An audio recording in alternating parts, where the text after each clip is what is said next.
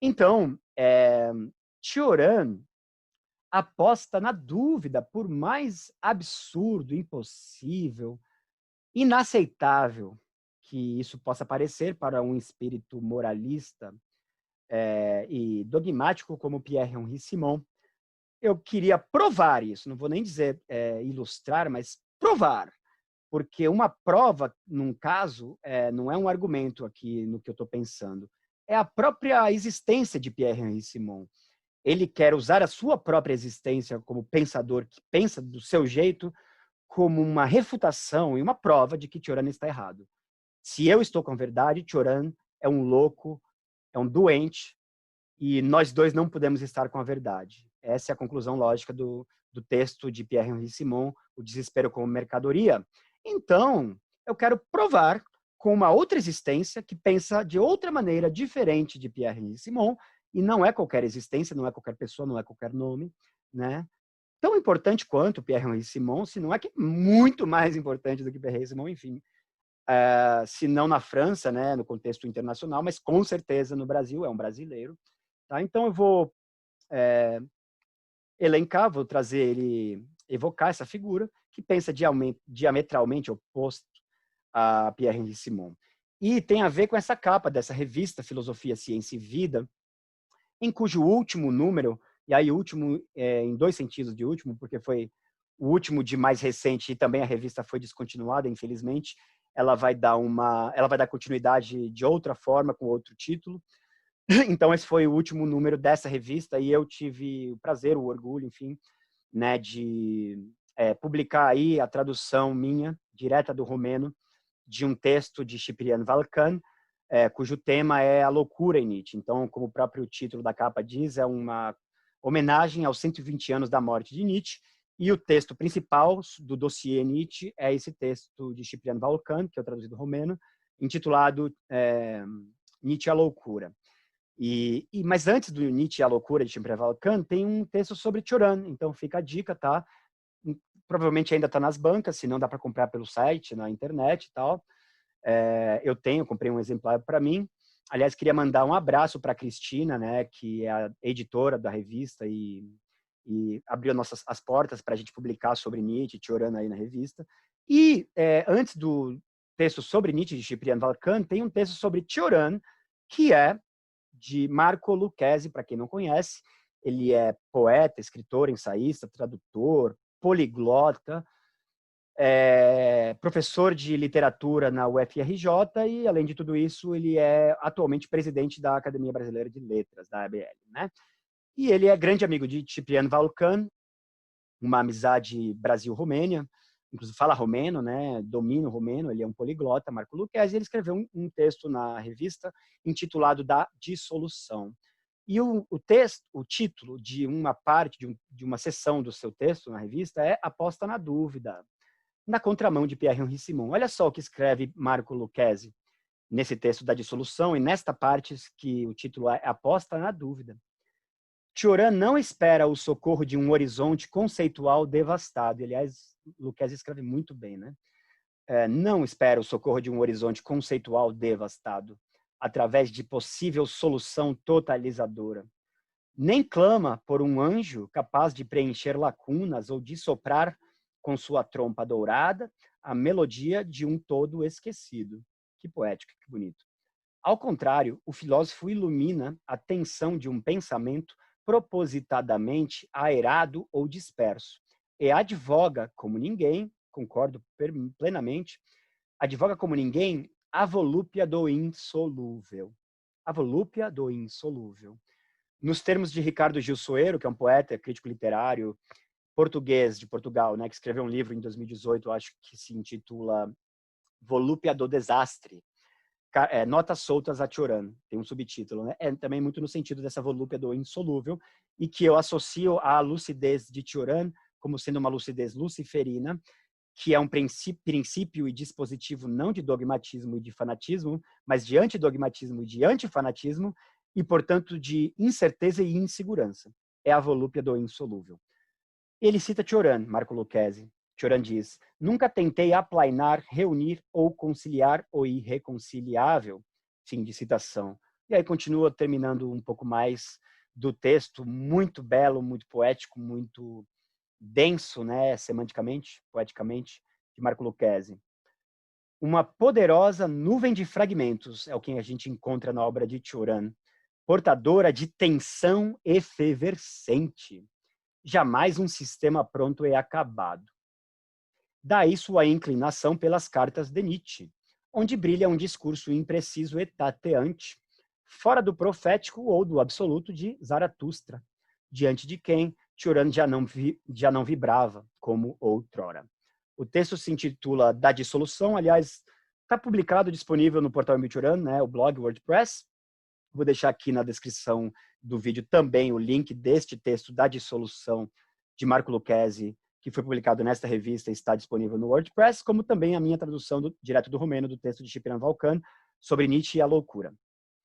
Então, eu queria dizer que, né, agora que eu tenho esse depoimento de Marco Lucchesi, como contraponto ao depoimento de Pierre-Henri Simon, que o que para uns é veneno, para outros não é, né? Simples assim.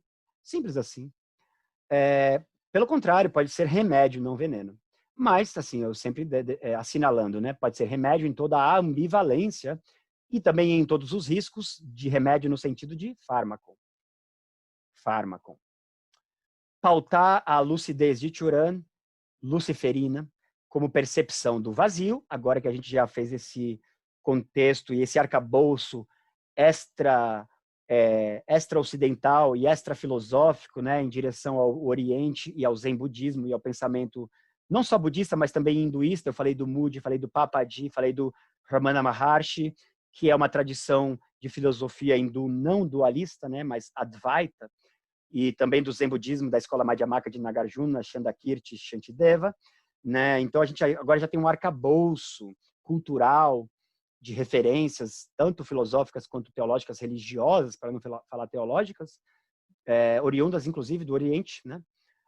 Para retornar a Cioran. A lucidez doravante como percepção do vazio, e Cioran também trata e aborda e tematiza a lucidez nestes termos, como sendo uma forma de percepção do vazio no sentido de uma irrealidade universal, e isso é uma intuição bastante afinada em sintonia com o pensamento oriental, né, como o lugar do vazio, e Cioran está pensando nessa chave do lugar do vazio, da vacuidade, né, sunya, sunyata, e numa tentativa de habitar este lugar, né, lugar entre aspas, esse lugar vazio, do vazio, né, que é um lugar neutro, um lugar da impessoalidade e, ao mesmo tempo, da interpessoalidade, onde tudo se dissolve, mas também tudo se cria e torna a ser e deixar a ser. Então, é, ao mesmo tempo, um lugar de dissolução e de construção, né? De geração. Tem esse paradoxo desse lugar do vazio, que não é o nada sinistro do niilismo. O vazio não é isso. Então, essa é a distinção, é importante discernir, né, de maneira sutil, porque é uma distinção sutil entre o nosso nada carregado de negatividade, nihil privativo, ou mais do que privativo, nihil negativo, negatividade absoluta total, sinistro, deprimente, suicida, decadente. Não. O vazio é um vazio luminoso, do pensamento oriental, que Cioran se interessa, no qual ele se alimenta, né? Ele é irradiante, é um vazio pleno, é um vazio que brilha, é um vazio, é uma plenitude vazia. Então, eu quero colocar em pauta a lucidez desta maneira, como percepção do vazio, e também, né?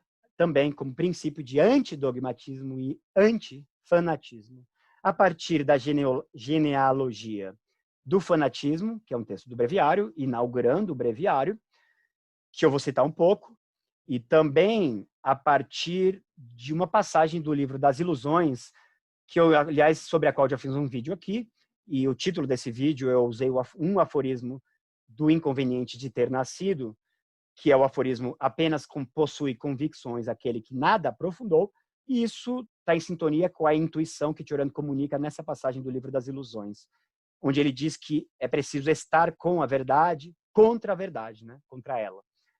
Eu acho isso muito significativo, muito importante e emblemático do pensamento de Cioran, que não é só ocidental, mas é um hibridismo entre o Ocidente e o Oriente, inclusive no pensar e abordar e problematizar, entrar e sair do problema do niilismo. Então, a partir da genealogia do fanatismo, Breviário de Decomposição, a partir do Livro das Ilusões e desse aforismo do Inconveniente de Ter Nascido, que se tornou o título de um vídeo. Vou deixar aqui também esse vídeo. Tá? Então, trata-se na genealogia do fanatismo, né, justamente de um requisitório aberto a nível antropológico da parte de Cioran, né, do autor, que faz um requisitório aberto a nível antropológico, ao qual nem ele mesmo, Cioran, escapa a esse requisitório. E vamos entender por quê, né? Cioran lamenta o fato, agora, muito mais do que antes, de que o ser humano não demonstra nenhuma tendência, propensão, inclinação natural à dúvida, né? A dúvida cética, ao ceticismo, a duvidar, a ser um duvidador. Mas, pelo contrário, antes disso, é muito mais natural do ser humano, em geral, em todos os tempos, em todas as culturas, antropologicamente pensando, né?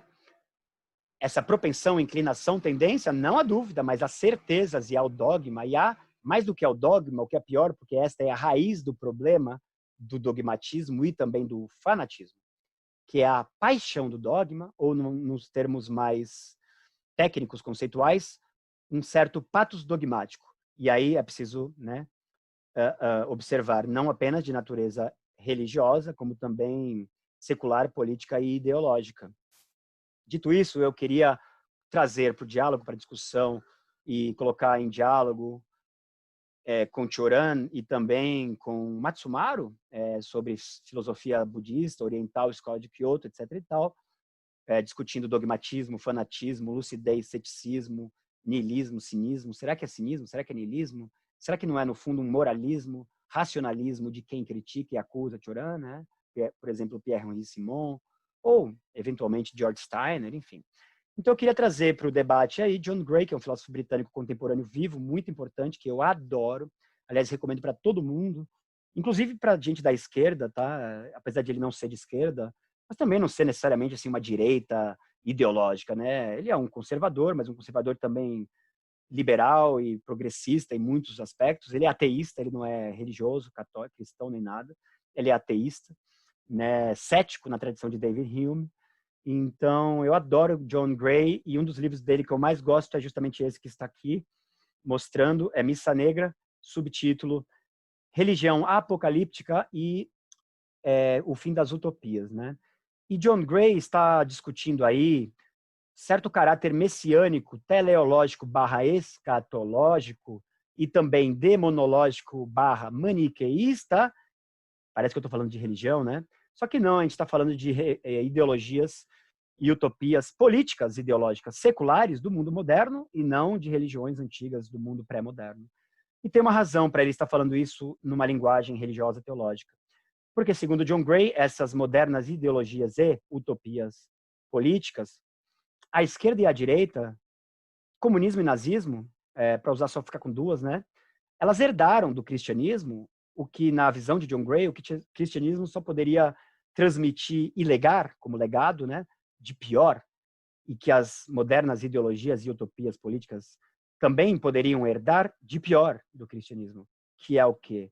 Justamente certo messianismo, certo milenarismo, vamos entender o que é o conceito de milenarismo, de millennium, e quem é o milenarista, né?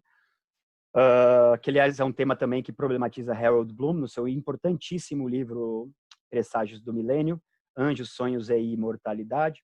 Milenarismo, messianismo, apocalipticismo e um certo finalismo histórico, né? Um finalismo do bem, né, no sentido de, só que tudo isso secularizado, tá? No caso das das ideologias e das utopias políticas modernas, à esquerda ou à direita, tudo isso, milenarismo, apocalipticismo, teleologia, finalismo do bem, não num sentido teológico, metafísico forte, né, de estruturas metafísicas e teológicas de pensamento fortes e absolutas, né, Não, mas num sentido pós-metafísico, pós-teológico, secularizado, tá? Isso é importante. Ainda assim, com a carga residual de tudo isso, que foi herdado, né, da religião e do seu universo, da sua mentalidade pré-moderna. Então, milenarismo, apocalipticismo, como eu estava dizendo, um certo sentido da história, um finalismo do bem, no sentido de que a história é guiada por um fio condutor ou um princípio norteador inteligente, né, dotado de uma certa inteligência ou uma sabedoria que talvez seja até divina, assim, que é uma providência divina, e que, apesar de todo o horror das guerras, dos problemas, das contradições, dos conflitos, e de muitas vezes a história parecer que anda em círculos e não numa linearidade progressiva, né? E que muitas vezes ela anda para trás e nós, em vez de progredir, regredimos, em vez de evoluir, involuímos, haveria uma ordem, um sentido, um caminhar, um progredir, um avançar em direção a um final, que seria um final perfeito, uma espécie de paraíso na Terra, né? Uma nova Terra, seja ela concebida de maneira religiosa, teológica, né? Ao modo dos cristãos, que até hoje estão esperando pelo fim dos tempos, e o fim dos tempos nunca acontece, fica se adiando infinitamente, né? Como de uma maneira secular, político-ideológica, que, segundo John Gray, e Giordani está de acordo, herda da religião isto, né?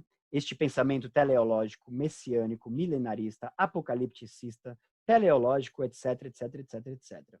E não só isso, o que é pior, uma certa mentalidade maniqueísta e demonológica, no sentido de fazer uma dicotomia, uma oposição bastante sumária e perniciosa, que, aliás, a direita atual, Bolsominion, Olavete, está adorando fazer neste momento. Quem está fazendo mais assim é essa direita nojenta, nociva, né? Fanática, Bolsominion e Olavete, enfim, que é entre nós e os outros, nós o bem e os outros são o mal.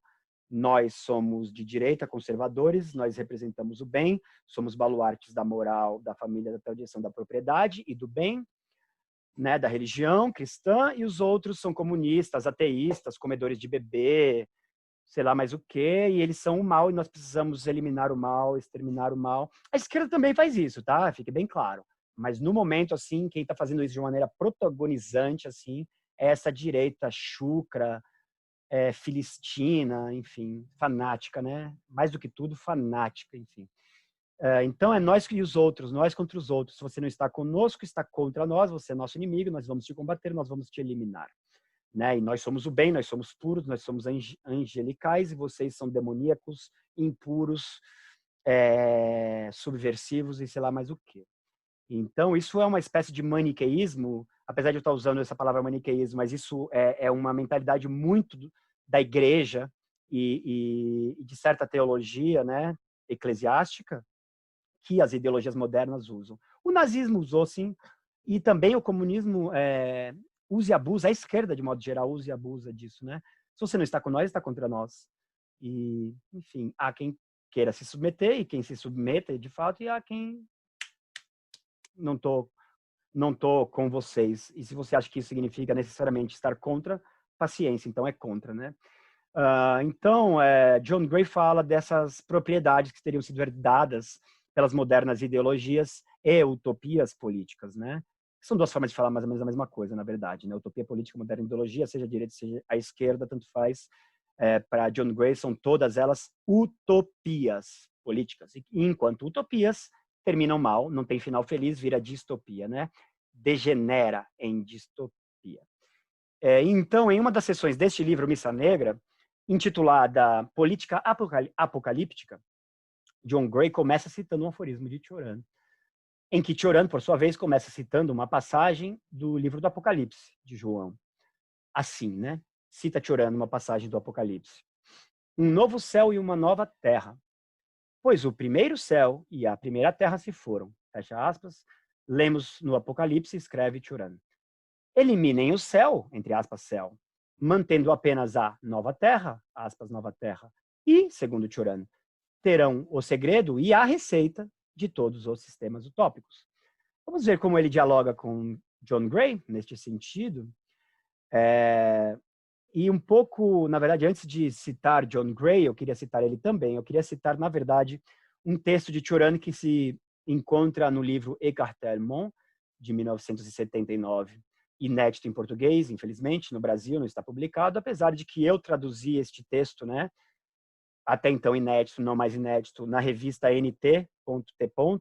Nota do Tradutor, Revista Literária em Tradução, em 2014, número 9 da revista. Quero mandar um abraço para o Clayton Lands, editor da revista, né, na qual eu tenho publicado textos inéditos de Cioran, e um deles, Urgence du Pire, Urgência do Pior, de Écartèlement, no qual Cioran escreve assim, ó: nem novo céu, nem nova terra, nem mais o anjo para abrir o poço do abismo, entre aspas, porque acho que é uma linguagem simbólica, cifrada, né, críptica, muito simbólica do livro do Apocalipse. Aliás, não possuímos nós mesmos a chave? Interrogação.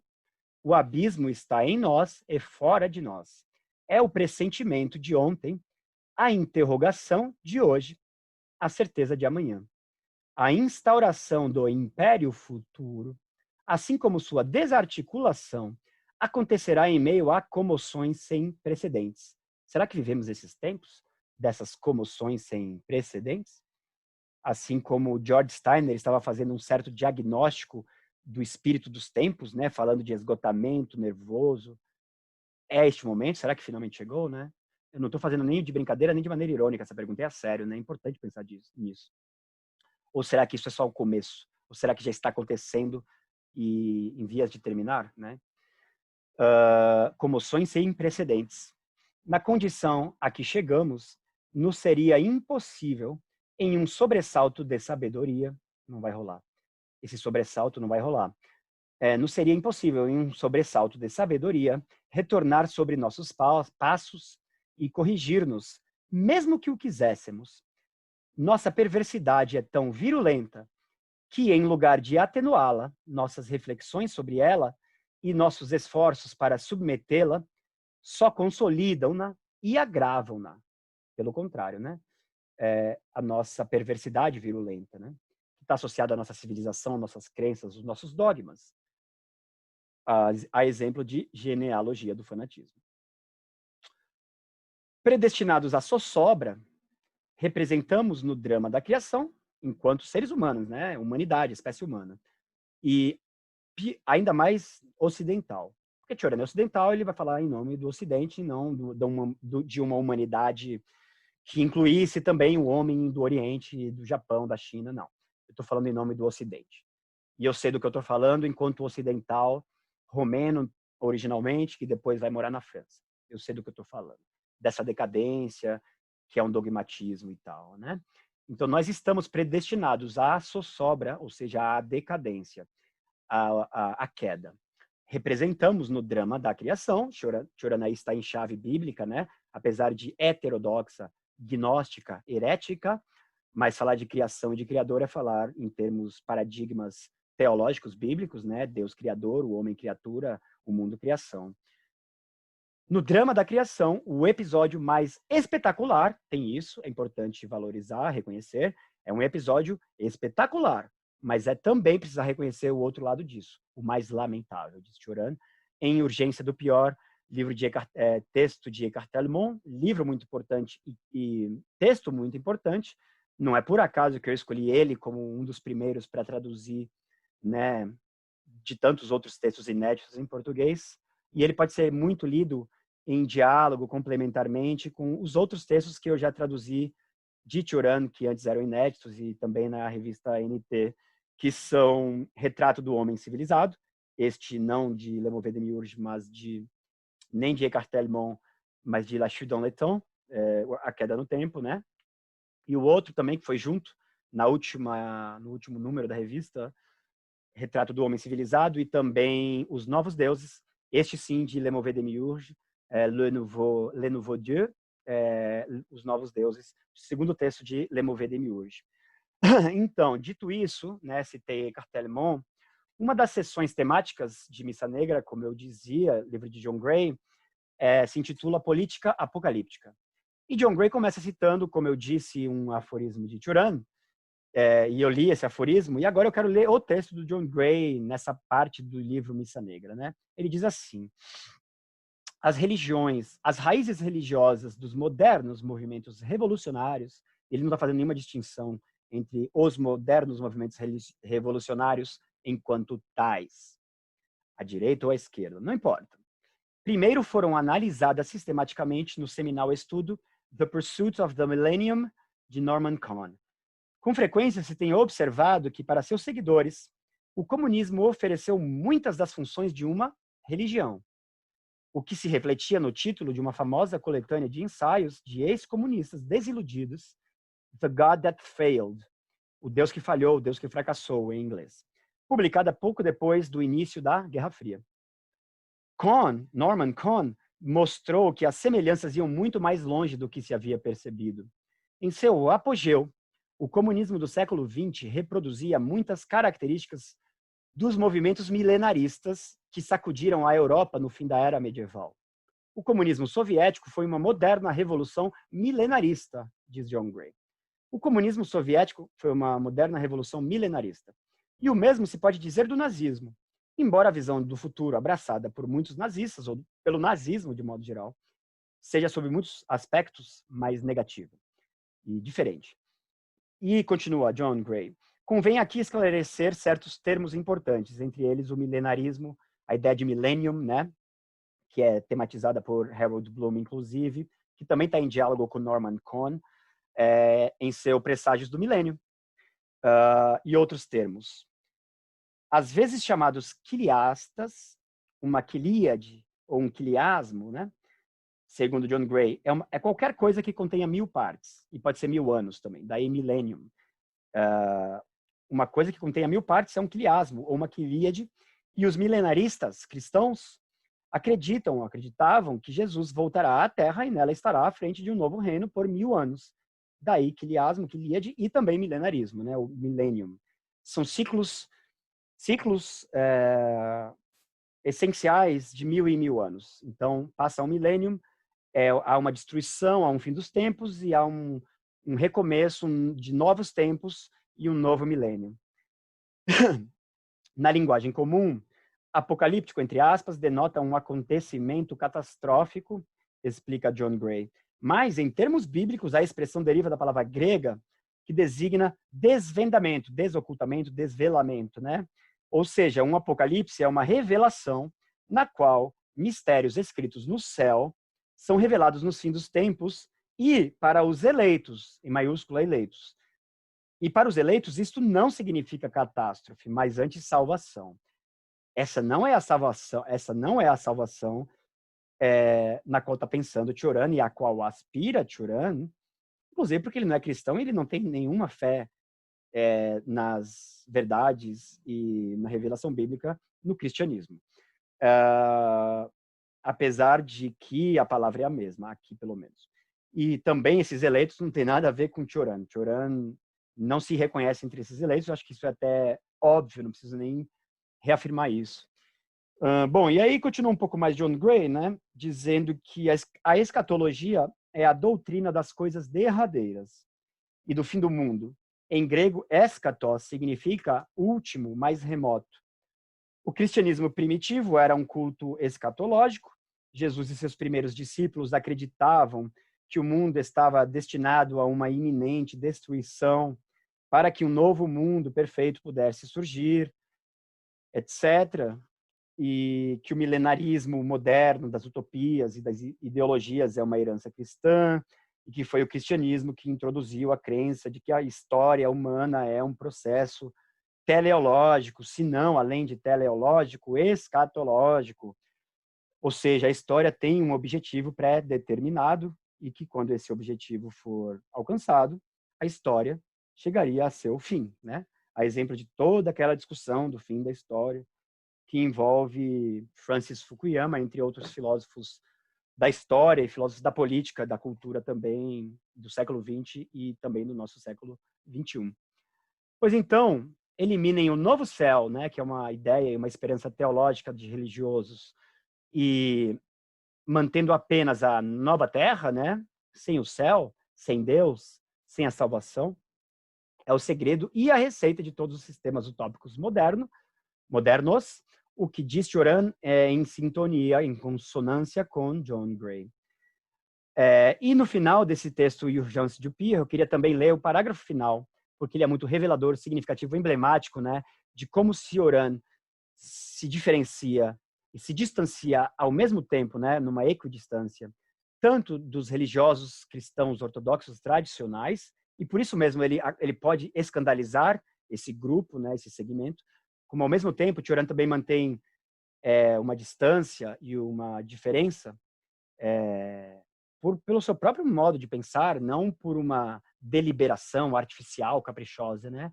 São divergências, o contrário de afinidades eletivas, né? Divergências irredutíveis e naturais, espontâneas, né? Uma questão de personalidade e de caráter, né? E, por outro lado, ele também se distancia dos teístas e das ideologias e das utopias modernas, né? Com todo o seu ateísmo, o seu secularismo, mas, apesar disso tudo, ainda com as suas crenças teleológicas, utópicas, messiânicas, né? Tudo que elas herdaram do cristianismo. Então, Cioran termina Urgence du Pire, Urgência do Pior, dizendo assim: mas paremos com essas divagações, pois de nada serve inventar um intermédio consolador, talvez seja uma linguagem teológica do livro do Apocalipse. De nada serve inventar um intermédio consolador. Esse procedimento fastidioso das escatologias. Não é que não tenhamos o direito de imaginar essa nova humanidade. Temos o direito de imaginar, temos. Não é isso, diz Cioran. Imaginar essa nova humanidade transfigurada ao sair do horrível, como se ela tivesse passado por um período de horror, né, de turbulência, tempestuoso, e ela saísse desse período transfigurada, se não desfigurada, né? Enfim. Mas quem nos garante que, alcançado seu objetivo, ela não recairia nas misérias da antiga humanidade? É uma dúvida que levanta Cioran para si mesmo, antes de tudo, e para o seu leitor também. E como? Outra questão. Como acreditar que não se cansaria ela, a humanidade, da felicidade? Como ela não se cansaria? Quem garante que ela não se cansaria de tanta felicidade, de tanta perfeição, de tanta utopia? Quem garante que ela não cairia num tédio por excesso de perfeição, de felicidade, de falta de problema, falta de contradição, falta de conflitos, tensões e uma série de outras coisas contrárias à ideia de utopia e de perfeição? Quem garante? Né? Cioran está colocando todas essas questões. Ou que não escaparia à atração da degringolada, a tentação de desempenhar ela também, a humanidade, um papel? Interrogação. O tédio em meio ao paraíso gerou em nosso primeiro ancestral, Adão, né, um apetite de abismo que nos valeu esse desfile de séculos cujo término agora Cioran diz que nós estamos entrevendo. Mas talvez isso não seja uma verdade definitiva e Cioran não esteja dizendo isso querendo, com isso, dar a ideia de que isso eu tenho certeza que é uma verdade definitiva e está chegando próximo do fim. Na verdade, não é, pelo contrário, e vamos ver agora, Cioran deixa isso muito em aberto, provavelmente não é o fim, e provavelmente não existe esse fim. Ele nunca vai chegar. Não existe fim da história, não existe apocalipse, e digo mais, Cioran, né? Isso, na verdade, apesar, a despeito de todo um suposto pessimismo de fundo, né, do cristianismo, e Schopenhauer mesmo vai explorar e valorizar esse pessimismo antropológico, né, ou mundanológico em relação à condição do mundo criado e do ser humano como criatura, né, como um animal, uma criatura corruptível e corrompida, decaída, pecadora, concupiscente, etc. e tal. E o mundo também, né, que acaba sendo contaminado por essa pecaminosidade, concupiscência do animal decaído, né, Adão, a criatura adâmica, né, tem todo esse pessimismo. Mas esse pessimismo, assim como o sentimento trágico de Miguel de Unamuno, no final é superado pela sua fé e pela fé na fé, que é uma metafé de Miguel de Unamuno, Eu não acho que a filosofia de Unamuno e o pensamento de Unamuno sejam de verdade trágicos. Não são, porque ele tem um antídoto ao trágico e à tragédia, que é a fé cristã, que é a crença inquestionável, imune a argumentos, né, de que a alma é imortal, ela sobrevive à morte, ela separada do corpo, e eu continuo existindo enquanto não só a existência espiritual impessoal, mas como consciência individual. O Unamuno faz questão de acreditar e de afirmar no seu sentimento trágico da vida, que é inclusive de maneira pessoal a sobrevivência ou a continuidade da consciência ou da alma ou do espírito humano após a morte. Não é só impessoal, mas é também pessoal. Ou seja, eu, Rodrigo, continuo sendo Rodrigo por espírito depois que eu morro. Isso é absolutamente antitrágico. Cioran mesmo é o primeiro a considerar esse pensamento trágico, mas que acaba encontrando uma solução cristã no final das contas, meio trágico ou pseudo-trágico, e Clément Rosset também pensa a mesma coisa, e não de verdade trágico, né? Enfim. Então, a grande crítica de Cioran é o seguinte, apesar, e a despeito de todo esse pessimismo, né, de fundo, de percurso, o que prevalece no final é um otimismo. Isso tanto vale para o cristianismo como vale para as ideologias e utopias modernas que herdaram do cristianismo todos esses defeitos que John Gray elencou, né? E que são todos eles, todas elas, otimistas. Acreditam que tem um fim. E acreditar num fim, demore para chegar ou que esteja iminente, não é pessimista, não é fatalista, não é catastrofista, é otimista. O pessimismo sendo achar que não tem fim, que esse inferno, esse pesadelo, essa coisa toda que se perdura e prolonga ao longo do devir e do processo histórico não tem fim. Isso sim seria ser pessimista e não achar que tem um fim. Porque dizer fim é pensar o fim como happy ending, no final das contas. Então, diz Cioran, paremos com essas divagações, né? E eu já li um pouco, só continuando onde eu parei. Ele faz uma série de questionamentos. E o tédio em meio ao paraíso, né, gerou em nosso primeiro ancestral um apetite de abismo, etc. E tal. E essa verdadeira nostalgia, não do paraíso, mas nostalgia do inferno, não deixará de assolar a raça que nos sucederá, esse novo homem. Não vejo esse novo homem muito de maneira esperançosa, otimista, é o que está dizendo Cioran. Muito mais como um zumbi, né? Como, aliás, já existem certos zumbis aí entre nós, ao nosso redor, né? No Brasil. Certos zumbis aí, enfim. Certos robozinhos também. Zumbi-robô, né? Uma existência híbrida, assim. Ao mesmo tempo, zumbi-robô. Zumbizinho, robozinho. Bolsominions.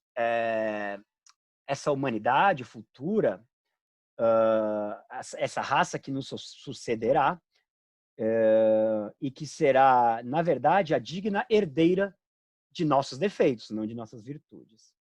Renunciemos, portanto, conclui Cioran, às profecias, que são hipóteses frenéticas, e cessemos de nos deixar enganar pela imagem de um futuro distante e improvável. Atenhamo-nos às nossas certezas, a nossos abismos indubitáveis.